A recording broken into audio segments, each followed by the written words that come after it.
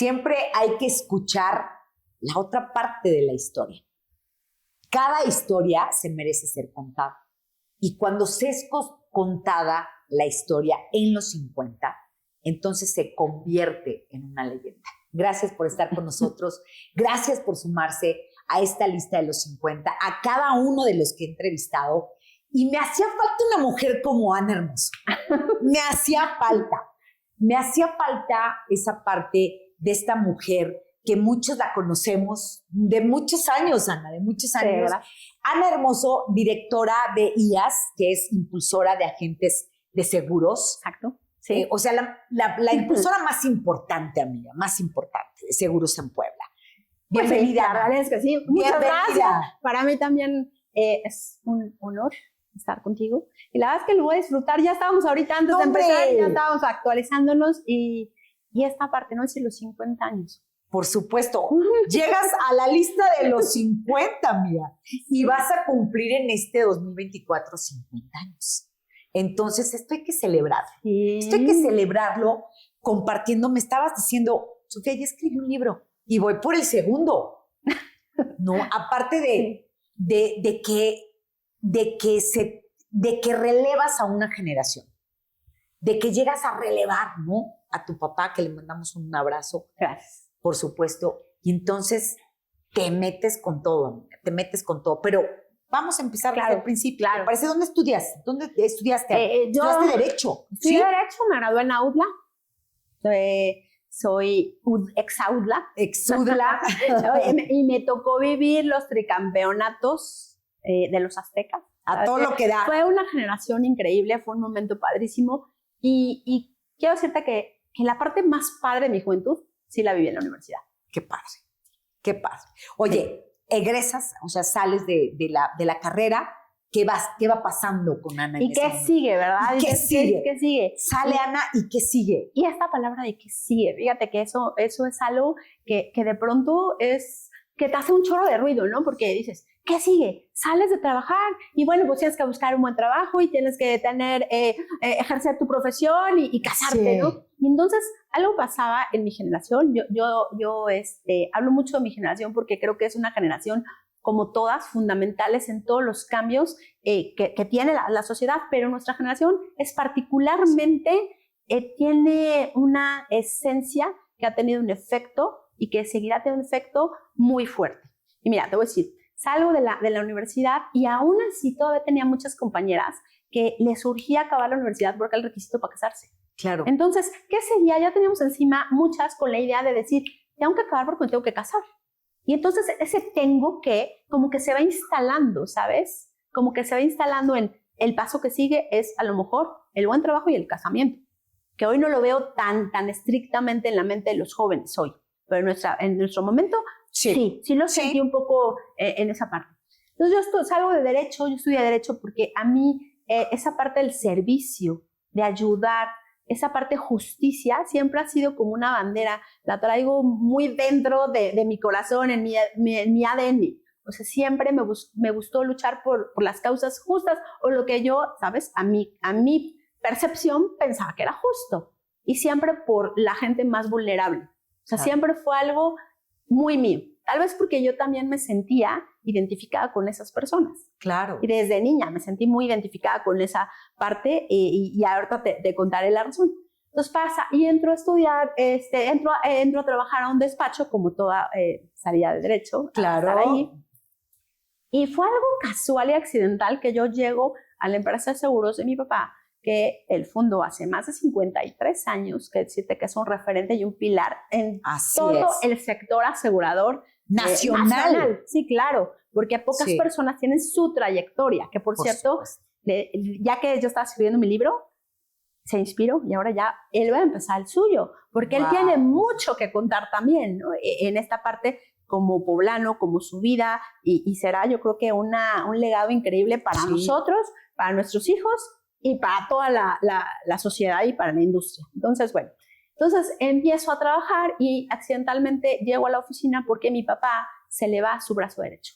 Y me dice, más bien no me dijo nada, lo vi estresado, lo vi tal. Y yo le dije, pues voy yo, te ayudo. Yo llegué a la oficina acababa de graduarme, y pues yo estudiando Derecho llegué a sacar copias, a poner cajas, iban a cambiar de oficina, y pues yo decía, bueno, ¿qué hago acá? Pero ojo, un tema, estaba planeando mi boda. Entonces dije, bueno, qué mejor lugar, puedo salirme, planear mi boda, estar aquí, la hija del patrón, pues voy, vengo. Claro. Me da lo mismo a sacar copias, a armar las cajas, y etcétera. Y sin darme cuenta, se me fueron 10 años así. Sin darme cuenta, 10 años así. ¿Por qué me caso? Nace mi hija muy rápido, o sea, muy rápido, o sea, luego me embaracé, entonces no salió ni el año y ya tenía yo a Sofía. Sofía nace con bueno, en ese momento no lo supe, que ya te contaré otra historia. Bueno, nace Sofía, hoy tiene 23 años, tiene una discapacidad intelectual. En el momento que nació no sabíamos ese diagnóstico, lo supe a los 8 años, es cuando a mí me llegó la cubetada de agua fría, pero en ese momento sí fue una bebé que demandaba mucho de mi tiempo. Sin embargo, mi papá siempre me metió a esta parte de tienes que ser una mujer independiente, tal, y vas a trabajar. Y mi papá acertó en muchas cosas, como en cuando yo estaba en la oficina me decía, ok, vas 2 horas, tu sueldo es de $2. Oh, yo tenía un marido. Entonces decía, pues el proveedor, mi papá con ese estilo, pues tiene que proveer, ¿verdad? Pero muchas veces esos $2, él pensaba que eran para mis chuchulucos y no eran para mis chuchulucos. Entonces, al final, también por otro lado era muy cómodo estar ahí. Claro. Y yo tenía mucho miedo, muchas inseguridades, la demanda de mis hijas, porque a los 2 años tuve otra hija. Entonces iba a un lugar donde podía estar cómodamente en las mañanas haciendo alguna actividad. Y ganabas tu lana. Mi lanita, claro. que muchas veces no me era para los chuchulucos, pero era para la casa. Pero pues así se me fue la vida en algunos años. Y qué bueno en cierta manera, y qué afortunada fui, porque siempre tuve el respaldo económico de mis papás. Así es. Y entonces, sí, de pronto, pues no te alcanzaba para tus lujitos, ¿verdad? Pero nunca me faltó nada, ¿sabes? Nunca me faltó nada. Entonces, eso también puede ser que en un momento sí extendió mi zona de confort y la zona de confort de la persona que en ese momento estaba junto a mí. Claro, porque claro. es evidente que también pasa esa situación, ¿no? Nos vamos haciendo concha. Los papás se vuelven los resolutivos en algún momento de todo y entonces es muy complicado. Porque puede, ¿no? Porque la pareja se vuelve, pues puede, ¿no? Porque puede, entonces ya era como obligación de pronto. Sí. Y entonces, bueno, pues me quedo esos años en cuestión de maternal y te digo, Sofi me demandó mucho mi atención. Mi mamá me ayudó muchísimo en esa época. Yo iba 2, 3 horas a la oficina, me salía, tal, y a los 10, 11 años, pues viene una cuestión donde uno, no sé si sea la típica crisis de los 40, iba yo a empezar a los 40 y empezaba esto de, pues, ¿qué he hecho en mi vida?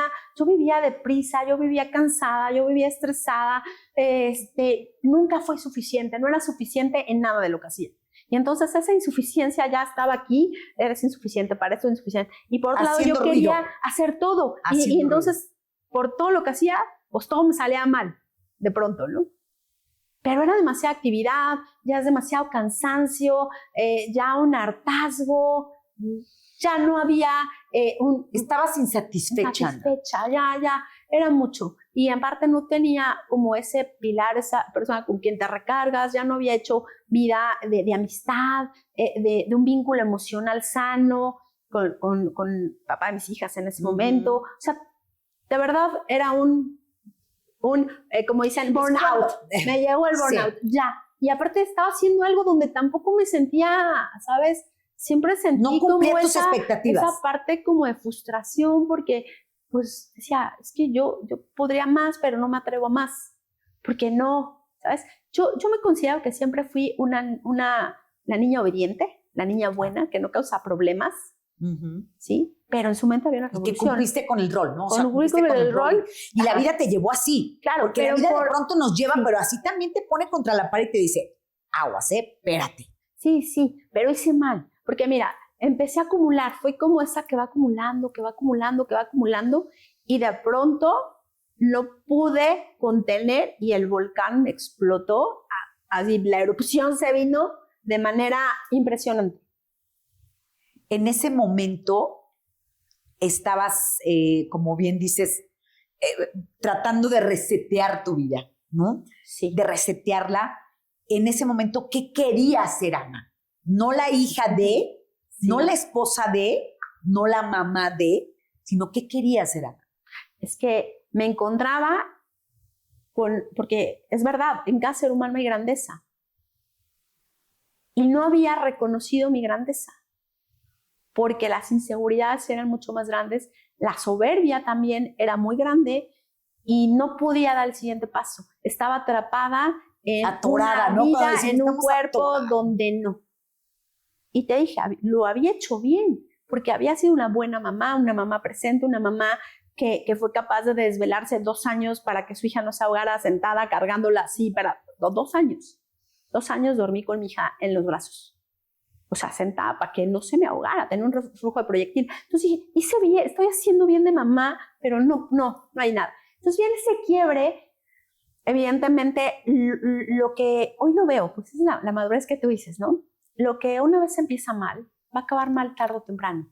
Y no sé si estas razones por las que a veces empezamos algo mal es para que lo podamos exponenciar, visibilizar y decir y maximizarlo para darnos cuenta, ¿no? Espejearnos a través de la otra persona. Y es cuando dices, cuando hay algo tan carente en la vida, con tanta carencia, pues imagínate, juntas 2 carencias, pues ¿a dónde va a llegar eso? Entonces, pues las circunstancias de mi divorcio no fueron las ideales o mi separación. Sin embargo, sucedió algo que se salió de control y al final fue la pauta, ¿no? A decir, claro, pues tomo la decisión. Me armé de valor, de valentía y de decir, ¿sabes qué? Voy a lo que sigue. Que no es nada fácil. No es nada fácil, Ana, y lo platicábamos hace un momento. Vienes de un matrimonio, ¿no? Ideal o idealizado o romántico, ¿no? De tus padres y dices, pues así va a pasar también, ¿no? Lo voy a prolongar esa historia, cosa que no pasó. Sí, claro. O sea, a veces decimos que repetimos patrones. Por ejemplo, ¿no? El punto de que pues vienes con un papá alcohólico y entonces te consigues al marido alcohólico y cosas así. Y la verdad es que yo tuve un matrimonio con mis papás muy sano, muy bien. Y si hubo algo, pues lo escondieron muy bien porque yo nunca me di cuenta. Quizás tampoco fueron perfectos, tuvieron también no hay matrimonios perfectos. Y luego le platicamos y mi papá, es que tú tenemos la herida de abandono y la herida de rechazo. Y entonces él se ofende, ¿no? Se muere de risa, pero se ofende. Luego, papá, es real, o sea, no te estamos culpando ni responsabilizándose. Nada, porque tú hiciste lo mejor que podías, o mi mamá hizo lo mejor que podía. Sin embargo, nuestra percepción así lo tomó, ¿sabes? Y eso lo fuimos cargando hasta que lo hicimos consciente y lo pudimos trabajar. Eso ya fue nuestra responsabilidad. Así es. Entonces, sí es verdad que no siempre repites los patrones, pero a veces generas nuevas conductas que no estás acostumbrado a tener y esas pues te van lacerando, te van dañando. Yo sí creo, por ejemplo, si tú me dices, ¿crees en el matrimonio? O sea, sácalo en matrimonio. Claro. O sea, ¿me volvería a casar? Claro que me volvería a casar. O sea, he dicho, estoy a punto, pero lo hemos pospuesto.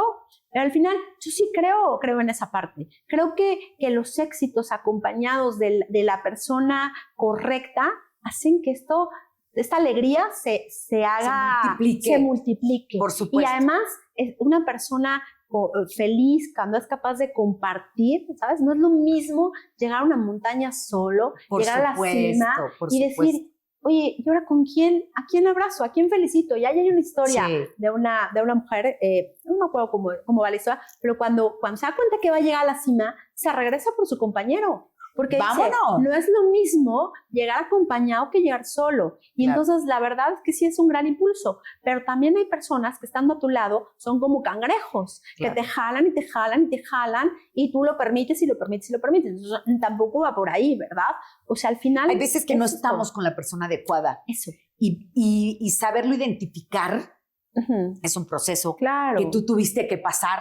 ¿No? ¿Cuántos años estuviste casada, Ana? Mira, estuve 11 años de casada, 11 años de casada. Y bien dices, no eran buenos, no era bueno ni él para ti ni tú para él. Claro que no. Claro y cuando te das cuenta es cuando decides no estar con esa persona, aunque a lo mejor la otra persona se pueda aferrar, porque llega a pasar, pero dices, no estoy bien contigo, no me siento bien. Bueno, en nuestro caso... se da la separación y entonces empieza un proceso porque yo quedo muy rota.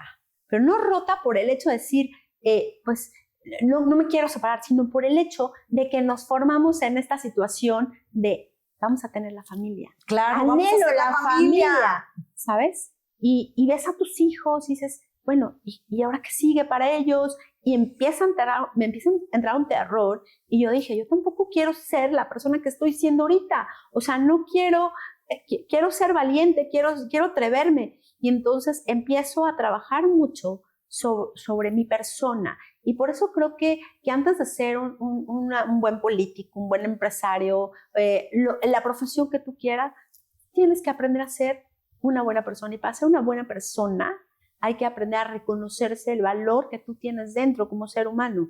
Y entonces empiezo a trabajar mucho y empiezo a darme cuenta de todo lo que nosotros tenemos, de todo lo que nosotros somos. Claro.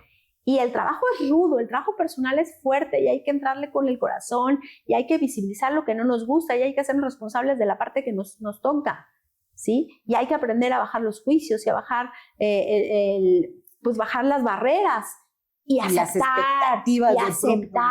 Y las expectativas. Sí. Oye, me dices que hasta los 8 años se identifica, se diagnostica a tu hija. Sí. ¿No? Porque dormías con ella por un reflujo, digo, como le ha pasado a muchas mujeres, ¿no? Que tienen que dormir con ellos sentadas, ¿no?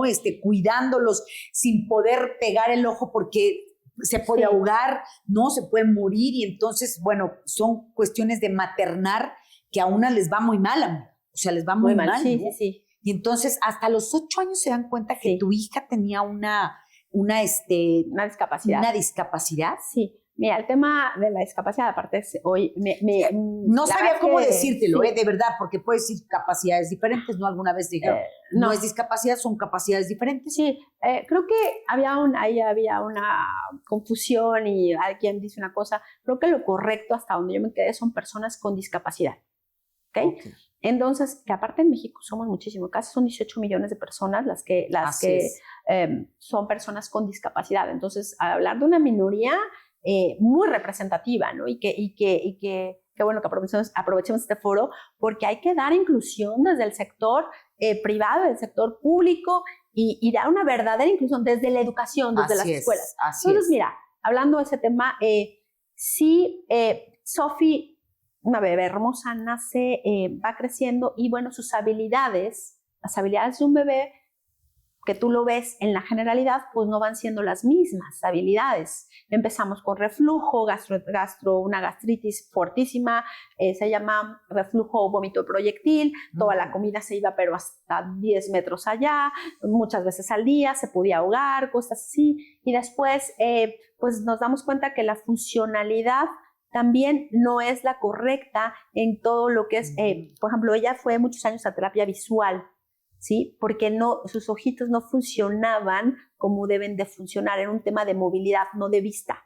Entonces fueron años de terapia visual, eso se dieron cuenta en el kinder, pues la motricidad, son bebés torpes generalmente, se les cae todo, se tropiezan con todo, entonces vas viendo una situación que vas observando. Por ejemplo, Sofía habló hasta los 3 años, o el reflujo perdió los oídos, la operaron de los oídos, y bueno, empieza a hablar tipo a los 2, 3 años, cuando pues un niño normal, con condiciones normales, pues empieza a hablar muy, muy rápidamente, ¿no?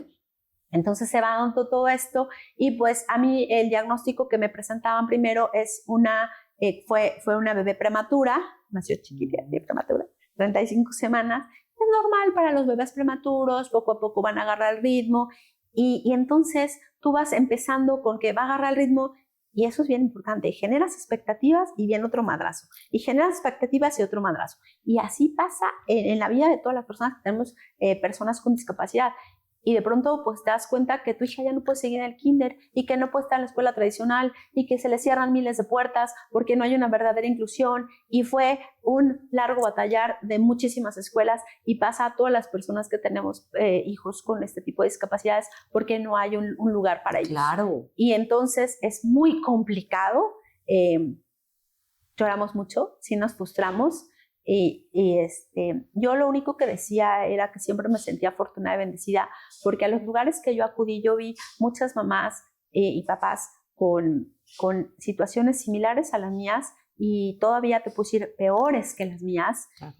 Y a mí se me quebraba el alma cuando yo veía entrar un papá cargando a un niño que no podía hablar, ya sabes que niños con parálisis que se le van. Entonces yo veía eso y decía, es que yo soy muy afortunada, es que yo no tengo eso, o sea, yo tengo dinero para solventar los gastos de mi hija, yo no tengo que cambiarle el pañal ahorita. O sea, yo siempre que subir a me una sentí ruta. muy afortunada por las condiciones. Sin embargo, hay dolores que compartimos todos y eso no impacta las clases que tú me digas clases sociales o las situaciones económicas diferentes. El dolor que tienes, la frustración que sentimos es completamente igual para todos. Claro. Y hablando de eso, te quiero decir que el año pasado tomé un diplomado en tanatología.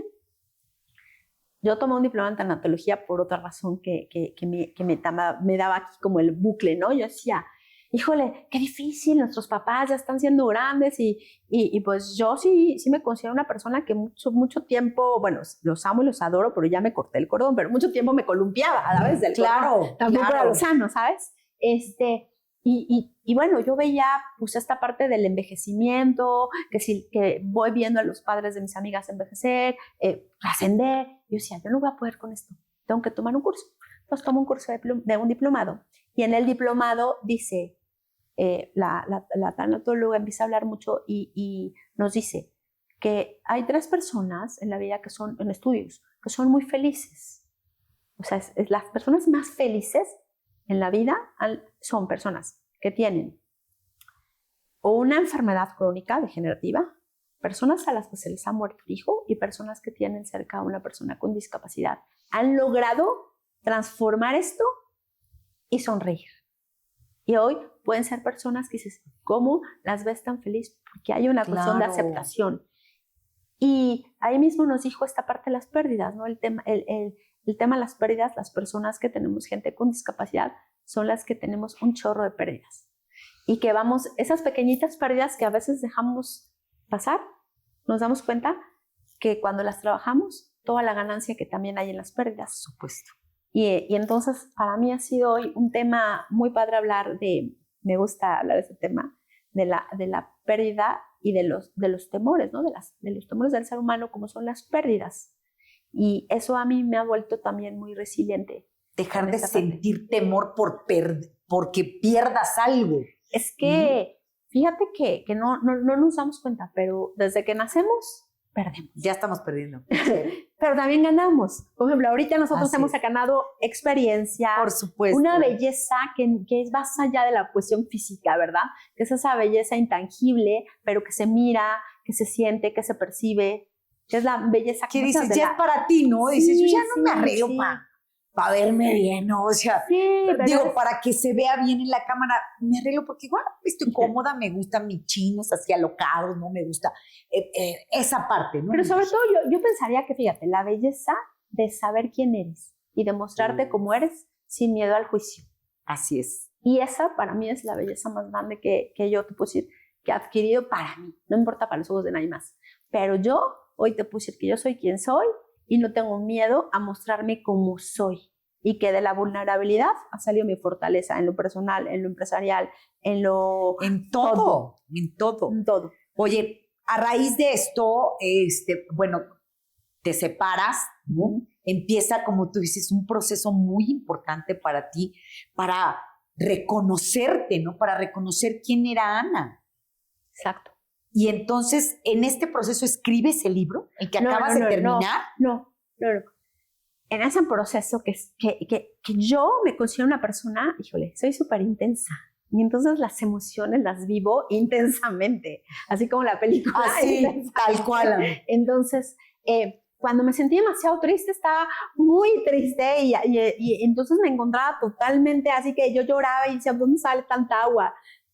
Y llega un momento que no fue nada sano. Por eso pienso que cada quien tenemos que respetar los duelos de las personas. Los duelos no son en A, B, C, D, E. Claro. Ya después de mi diplomado lo entendí. Los duelos a veces nos toca vivirlos solos. A pesar de que mis papás eran muy, muy pegados a mí, todas las circunstancias que habían pasado, también a ellos los habían dejado un poco no sabían cómo actuar. O sea, la verdad es que eligieron alejarse un poco y yo en un momento reclamé, ¿por qué se alejaron? pues yo necesitaba que mi mamá estuviera conmigo. Y cuando que te me abrazara. separaste. Sí, por todo lo que había. Entonces, al final creo que eso fue lo que me...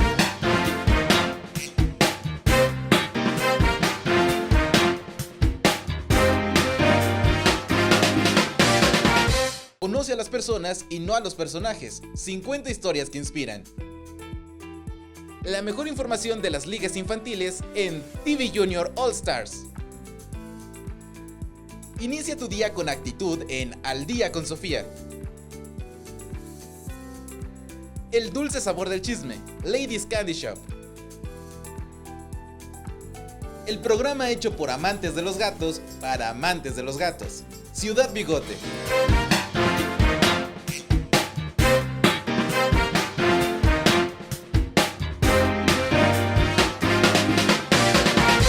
Que me dio hoy digo gracias, qué bueno que se alejaron porque lo hice sola en un momento, o sea, sola emocionalmente, como te decía, o sea, tenía esa tranquilidad en ese momento económica, ¿no? Por ellos, hoy la tengo por mí, pero no, claro. Pero le chambeabas y por eso tenías. Sí, pero entonces, al punto es que yo toqué fondo muy fuerte, porque yo te puedo decir, yo estaba en mi casa y me daba en la noche y decía, me voy a tomar la botella y voy a llorar, y me tomaba una botella solito, o sea, hacía cosas muy locas.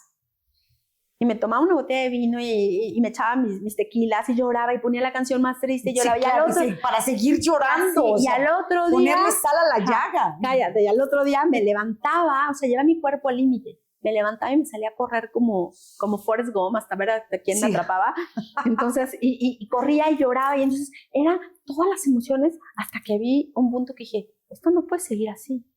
Vamos a hacer una pausa. Para eso ya había ido a grupos de mujeres donde me paré en la tarima, donde les conté mi historia, donde lloré con ellos, lloraron conmigo. O sea, yo me abría. Entonces, mi mamá era de, ¿qué está haciendo esta? ¿Cómo que está haciendo? O sea, ¿sabes? O sea, era como... ¿Qué pasa? Amárrenla, ¿verdad? Sí, claro.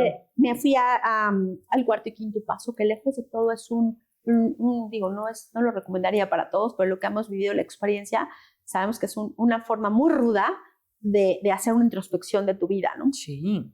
Y así hice muchos, el coaching, el no sé qué. Y ya que pasé todo eso, ya empezó como un poquito más la pausa, un poquito más otro tipo de cosas. Y entonces, en ese momento, pues no me había dado cuenta que la facilidad que tenía para escribir. Entonces yo empecé a escribir y ya sabes, me desgarraba y hacía unos poemas y todo. Y dije, ay, bueno, qué bonito está todo esto. Y me decían, oye, tienes talento, deberías de escribir. Ya, no, está bien así, esto es mío. A veces compartía algo en las redes, a veces me lo guardaba. Un día perdí muchos escritos que había hecho. Pasaron 10 años más para que tuviera el valor de decir, sí creo que puedo escribir un libro. Y entonces dije, tengo que contar la historia, tengo que contar el contexto en el que crecimos, esta generación, las historias que nos contaron, las creencias que traíamos, muchas cosas. Y también lo bonito que fue nuestra niñez, nuestra juventud. Quería contarlo todo. Y quería contar, fíjate, hay algo, no sé si tenía ese dato, pero nuestra generación es la generación que mayor divorcios tuvo. Claro. Registrada. El 70% de los matrimonios terminaron en divorcio. Entonces sí había ahí una revolución de las mujeres por salirse del rol y del patrón, y quiero decir, pues falta de conocimiento de los hombres de cómo entrarle a otros roles. Claro. No estaban preparados y no lo veían como es algo que yo puedo hacer bien, la mayoría. Entonces hubo un choque terrible. Sí, las mujeres queriendo ser empoderadas, sí. ¿no? Las mujeres queriendo ser libres, ¿no? Sí. No en el sentido de hacer cosas que no debías, sino en esa libertad, ¿no? Para encontrarte como mujer. Pues libertad emocional. Y entonces, lo que decíamos. Libertad financiera. Sí. Y la libertad financiera tiene mucho que ver con la libertad emocional. Así es. Porque a veces... pues cuando no entra lana, pues tampoco puedes tomar decisiones y es una frustración todavía más fuerte, ¿no? El punto es que sí, fue una generación que vivió esta experiencia, punto, así pasó. Así. Entonces dije, no sabía este dato, no sabía este dato, que la generación que somos, los X, fuimos la generación con mayor cantidad de divorcios. Sí, bueno, y tiene una lógica. Velo en una reunión, claro, o sea, velo en una reunión de 10 amigas, o sea, una está casada, ¿no? Claro. Una sigue casada y todas las demás. Sí, mira, tienen ya hay otras. una lógica. Nuestras mamás o la generación de arriba, muchas mujeres, pues no tenían esta independencia económica. Y quizás, y solo quizás muchas, tuvieron que quedarse ahí haciendo acuerdos porque si me di cuenta que a los 40 y tantos, a los 50 años, llevo 20 años sin saber qué hacer, o sea, era un miedo a lo desconocido y entonces, pues, era más cómodo quedarse y se quedaron el resto de su vida. Así es. Y nosotros tuvimos ese valor de atrevernos y muchas veces tuvieron que ser bajo circunstancias que no fueron planeadas. Y entonces, sí, no, porque digo, a veces tuvo que entrar una tercera persona o tuvo que entrar una cuestión muy complicada de vida para sacudirte y tomar una decisión, Así ¿sabes? Es. Si no las tomas tú, la vida te pone contra la pared, no te preocupes. Y tú eliges. Y lo que yo he aprendido es que que te das el poder y que tenemos ese poder y ese permiso de elegir y de volver a elegir y de volver a elegir. Y que si hubo elecciones que no fueron las mejores, no pasa nada, porque nos dejaron los mejores aprendizajes. Por supuesto, yo siempre digo, no hay cosas mal. No. O sea, no vives malas experiencias. Al contrario, todas esas experiencias siempre te dejan una gran lección. Y entonces, ya traía yo el gusanito y dije, no, pues voy a escribir. Y empecé y pues ya sabes, me fui. Y entonces, fue un desahogo, me decías hace ratito. Fue un desahogo empezar. Es que al principio fue como hacerlo por desahogarme cuando hacía mis escritos, pero cuando ya tenía yo como mucha idea de lo que iba yo a querer poner, es una novela. Finalmente soy una gran lectora. ¿Cómo ¿Ya tiene título? Todo, en eso estoy, ya está en la editorial, ya está en el horno. Ya está en el horno, esperemos que salga, bueno, va a salir este año. Y que festejando los 50, claro. Festejando los 50, va a salir el libro. Y sentía que este libro para mí era un regalo, y que era un libro que es un regalo donde muchas se sentirán identificadas de nuestra generación, pero también va a poder llegarle a nuestras mamás y decir, ok, entiendo lo que pasaba, hoy veo cómo tú veías, cómo tú sentías, cómo tú amabas y cómo tú te abrías tu camino. Y ahora también nuestras hijas, porque eso es un regalo también hacia la generación de abajo. Claro. Tienen que saber.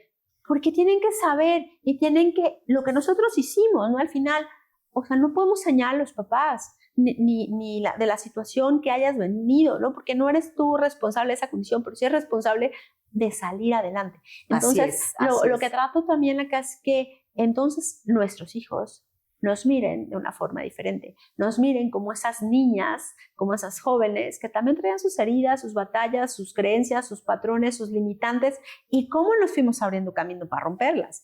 Y algo importante, que nos vean no solo como madres, que nos vean como mujeres, mujeres que nos amamos, que nos entregamos, que nos atrevemos, que estamos ahí día a día, como dicen, a sudor, a lágrimas, a sangre, dando lo mejor. Y quizás lo mejor ante sus ojos no haya sido así, pero muchas de nuestra generación tuvimos que salir. Hay hogares hoy que tú sabes, la mayoría de los hogares hoy pues ya son monoparentales. Y muchos son la mujer. Y la mujer que tuvo que salir y tuvo que salir para dar batalla y para llevar el sustento y entonces para ser reconocida. Pero lejos de todo, no vamos a ir abandonando a los hijos. Porque ¿cómo? Hoy tienes que ser buena empresaria, no tienes que ser buena mamá, tienes que ser buena mujer, tienes que ser linda de preciosa. Y dices, espérame tantito. No, la exigencia es mucha. Y esta evolución de nuestra generación, efectivamente, afectó mucho a nuestros hijos. Mucho a nuestros hijos. Y qué bueno que tocas este tema en decir cómo fue el proceso para que lo puedan entender nuestros hijos, porque de pronto muchas cosas que hacemos no las entienden. Quiero decirte, de pronto mi hija me dice, ma, ¿por qué no? ¿Por qué tienes que ser así? ¿No? Porque así lo viví. Y lo que hace rato decías, debemos de entender también que todos tenemos una historia, ¿no? Y que creo que el amor de padres, pues lo que menos quieres es afectar a tus hijos. O sea, no está en tu ADN decir, oye, estoy haciendo esto, me estoy separando para afectarte y para que tengas una huella de abandono y para que seas inseguro y para que no tengas amor propio. La verdad es que no. sino que lo hicimos porque ese fue el proceso que nos tocó vivir, Ana. Claro, pero si logramos un poquito empezar a mirar diferente y empezar a mirar como el ser humano, cada ser humano hay una historia. Dices, así es. Me encanta hay lo que decías, historia. porque hay una historia que contar. Hay una historia. Y a esta veces, es una historia. Gracias. Pero a veces tú ves a alguien, no, es que todos somos una historia, pero a veces ves a alguien y empezamos con el juicio, ¿no? Y empezamos con el prejuicio. Es muy fácil. Y empezamos, es muy fácil. Y esta persona, un porque es así, o es una jetona, o es una amargada. Tú no sabes la historia. Ahora, es su elección, aún sabiendo la historia, si tú, con lo que tú empieces a ver de ti mismo, es tu elección hacer lo mejor que puedas. Así es. ¿Okay? Así es. ¿Ok? Y aceptar lo que ha sido tu vida y las cuestiones de las que tú no fuiste a lo mejor responsable o culpable, pero simplemente se dieron. Acéptalas, abrázalas, tómalas y elígelo hoy diferente. Eso es lo que yo creo. Y si la mirada de nuestros hijos hacia nosotros y la mirada de ellos hacia el mundo es diferente, creo que podemos hacer muchísimo. Oye, ya estás escribiendo el segundo libro. Sí, es que en mi primer libro pues hablo de la parte vista desde la energía femenina, o sea, desde las mujeres. Y de pronto terminé el libro y dije, bueno, pero ellos no fueron del todo, tampoco los verdugos de la historia, ¿verdad? Claro, o sea, porque es muy fácil, sí. No es que todos son iguales. No, espérame. No, hay algunos peores. Sí, unos peores que otros.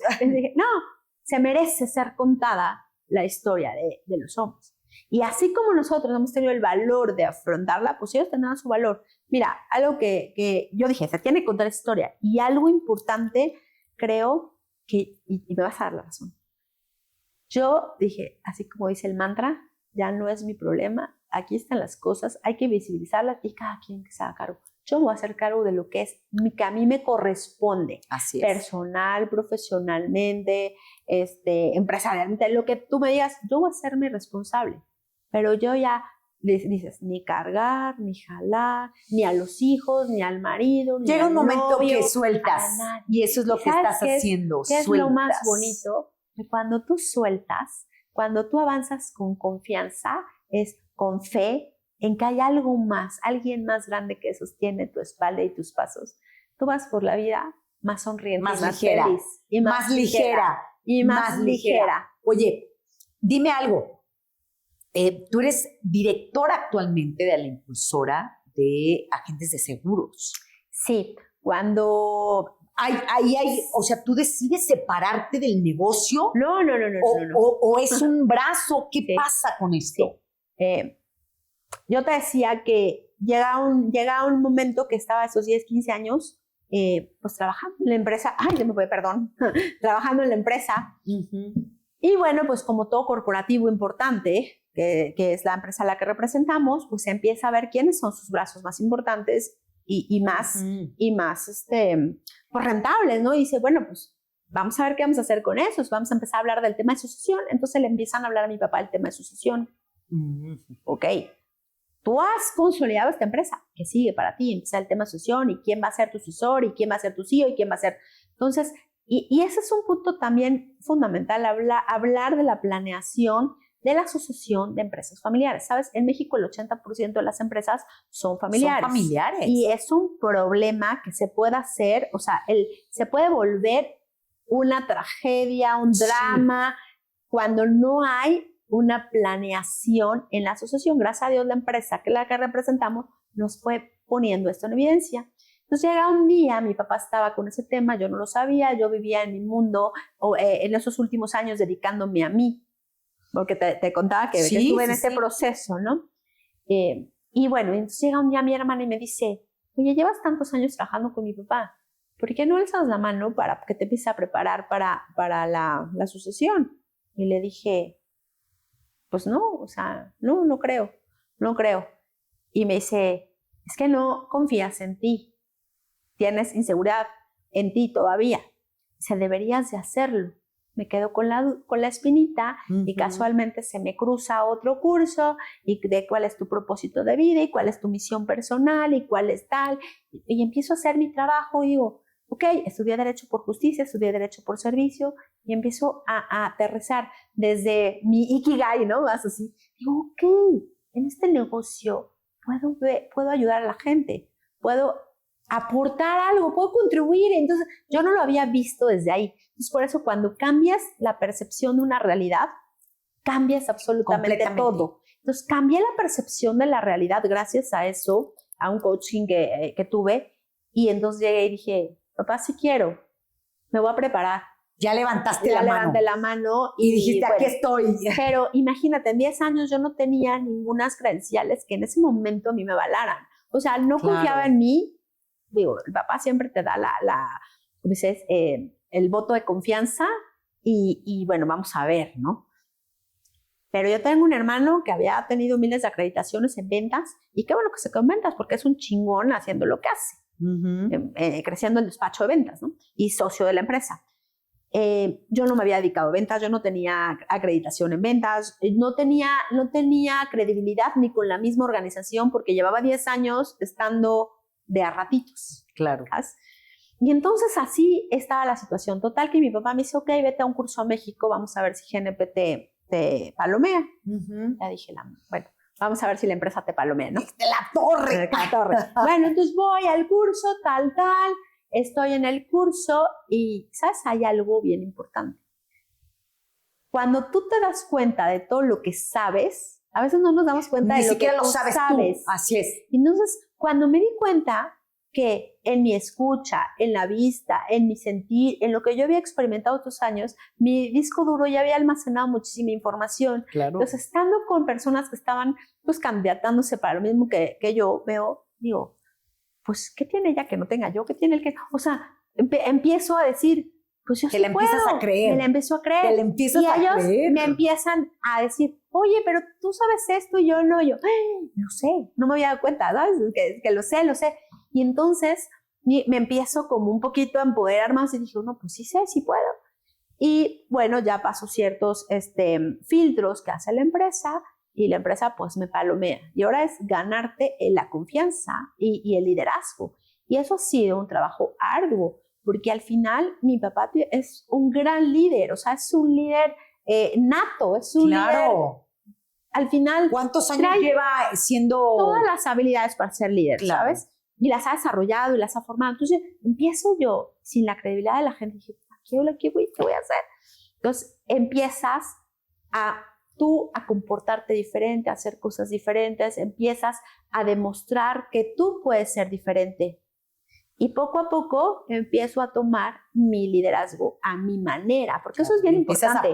Hubo alguien que me decía, tu personalidad. Pero ¿cuándo vas a llenar los zapatos de tu papá? Entonces una vez me quedé así y dije, ok, jamás. Dije, nunca lo voy a llenar. Con que yo llene los míos es suficiente. Así es. Wow. Cerrada de boca. Porque yo no me imagino a mi papá, ¿sabes? Cerrada de boca. Yo no me imagino a mi papá caminando con mis tacones, ni me imagino yo con sus zapatos. O sea, no hay forma. Entonces dije, yo tengo que buscar mi propio estilo. Y entonces empezamos esta aventura volando juntos. Yo digo que vas en el avión y en la sucesión de empresas familiares hay que prepararse, hay que tener todo este esquema para que una sucesión no te llegue inesperada y no te llegue por una muerte inesperada de tu papá o tu mamá y de pronto no sepas qué hacer. Entonces y es cuando se pierden muchas empresas, Ana. Muchas empresas. Ahora sí que cuando ya no está esa figura poderosa, no de quien fundó esa empresa, se va. Mira, en ese proceso se pierde millones de empresas familiares, millones. Estamos hablando, el 30% más o menos en promedio llega a una segunda generación, el 70% se muere. Hay un dicho, ¿no? Dicen, el abuelo las funda, el hijo las mata y el nieto las entierra.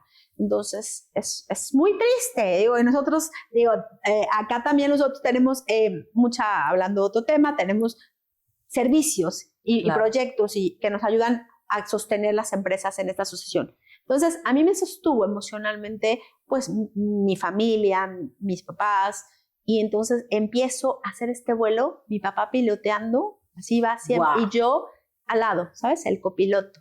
Y empezamos y así, y de pronto a mitad del viaje me pudo haber dicho, toma el control. Te toca pilotear y aquí estoy sentado. y sigue siendo la persona que acompaña mi vuelo, ¿no? Y entonces está padrísimo porque pudimos hacer la planeada, me permitió tener mis aciertos, mis equivocaciones, y bueno, fue un aprendizaje. Y entonces empezamos poco a poco y me di cuenta que ya la gente que llevaba mucho tiempo pues empezó a voltearme a ver, empezar a creer un poco más en mí. Con la gente nueva fue mucho más fácil. Me junté o puse muchas mujeres en este negocio. ¿Por qué? Porque yo me sentía muy identificadas con ellas, con sus historias de vida. Claro. Quería también apoyarlas en que ellas tuvieran una mejor condición, tuvieran libertad financiera, libertad emocional, tal. Entonces, así fue. Pero hay algo que te quiero platicar porque fue algo que a mí me ha cambiado mucho en toda esta perspectiva y fue cuando tomé el paso. Y el paso fue hablar de los temores del ser humano, ¿sabes? Y eso me gusta mucho y lo hablo a veces en mis pláticas porque el ser humano tiene siempre muchos temores, ¿sabes? Que te mueves por amor o te mueves por miedo, ¿no? Por miedos. Pero hay temores que están ahí en este mundo dual, que es el temor a la pérdida, sea cual sea la pérdida, que ya hablamos de las pérdidas, ¿sabes? El temor al rechazo, y a veces el temor al rechazo es muy complicado, porque en mi caso, ahí estaba mi herida del rechazo. Muchas veces me sentí rechazada de niña, de adolescente, tal, entonces eso ocasiona otras cosas. El temor al abandono es otro de los grandes temores. El temor al fracaso, la gente no se mueve por el temor al fracaso. Pero ¿cuál crees que es el temor más fuerte porque la gente no logra ser lo que estaba llamado a ser? ¿El del abandono? El temor al éxito. Uf. Entonces, así como dice la frase, sin miedo al éxito, el temor al éxito. Porque el éxito es uno de los más grandes temores, porque el éxito te compromete. El éxito te pone en los reflectores. El éxito te hace ser una persona que vas a ser visibilizada y que vas a tener que ser congruente y que todo el tiempo vas a estar a los ojos de la gente. Porque el éxito es eso, el compromiso. Y es lo que a mí me faltaba. Claro. ¿Ok? Vencer ese temor al éxito. El atreverme a estar en el ruedo sin importar ser vista, ser juzgada, ser criticada. Porque hoy lo digo, no es bien fácil estar en las gradas y aplaudir. Y desde arriba ver, ¿no? O muy fácil estar empistolando, ¿va? Juzgando con ambos. ¿Ok? Pero a ver, atrévete a estar abajo, a equivocarte, a pararte, a levantarte. O sea, eso es lo que tiene valor. Y eso es lo que creo que fue el cambio fundamental cuando dije, ok, ya no le tengo miedo al éxito. Voy a ir por eso. Sí. Por eso hoy tenemos a Ana Claudia Hermoso con nosotros, quien, bueno, pues está tomando las riendas y llegas al mejor momento de tu vida. Al mejor momento. Al mejor. ¿Lo estás disfrutando? Ay, sí, fíjate que no lo imaginaba así, porque siempre lo decía, ¿no? Bueno, a mí siempre me han dicho, o no sé si lo has escuchado, es que estás en tu mejor momento y los mejores son los 30, bueno, los 20 y los 30, y los mejores son los 40 y los mejores son los 50. Creo que he aprendido que esta acumulación de juventud, como dice ahí el gran doctor, estamos acumulando juventud, te lleva a algo diferente en este momento de la vida, porque si hacemos conciencia de que muy probablemente, y es lo que yo tengo todos los días en mi vida clara y con tanta claridad, probablemente ya vivimos la mayor parte de nuestras vidas. O sea, el tiempo que tenemos de aquí adelante es tiempo ya... ¿Quién sabe qué nos toque? Nadie sabe, ¿no? Nadie sabe. Yo siempre he dicho, y siempre lo pensé así, y creo que lo voy a compartir contigo. A partir de los 50 todo puede pasar. Todo puede pasar.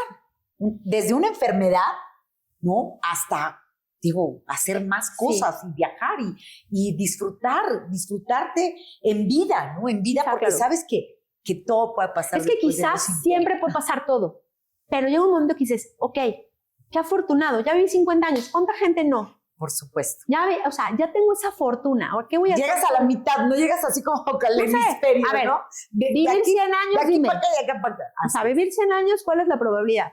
O sea, poca. Entonces, al final ya vivimos lo más, o sea, en cuestión de tiempo. Ok, ¿qué voy a hacer con el tiempo que me queda? Y aprendí a vivir sin prisas, aprendí a que mi rol de mi proyecto de vida, buscar el equilibrio sin que me dé el burnout, sin que me estrese, o sea, darle el tiempo, atención plena a cada parte. Y si estoy en la chamba, pues trato de estar en la chamba. Y si estoy en el rollo del amor, pues estoy al máximo en ese momento. Y si estoy con mis hijas, trato de disfrutar. Y si estoy en familia, y si estoy para mí, conmigo, porque esos tiempos los aprendí después, incluirlos en mi proyecto, ¿sabes? En mi rol de vida.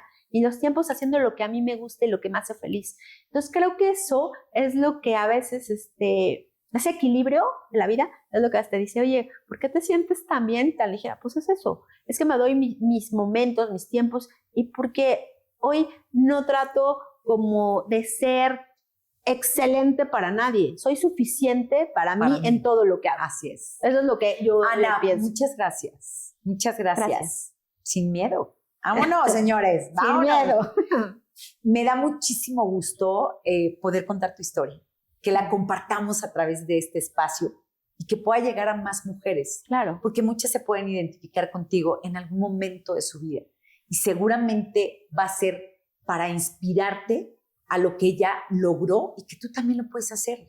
Tú también lo puedes lograr. Tú también. Y bueno, viniendo, por supuesto, y uniendo, ¿no?, esta historia a una historia de una gran empresa poblana que nos da muchísimo gusto ponerla aquí en la mesa. Muchas gracias, Ana. Muchas gracias. Gracias. Son 50 historias, 50 vidas, y cuando se encuentra la historia, entonces empieza a ser leyenda. Gracias. Ay.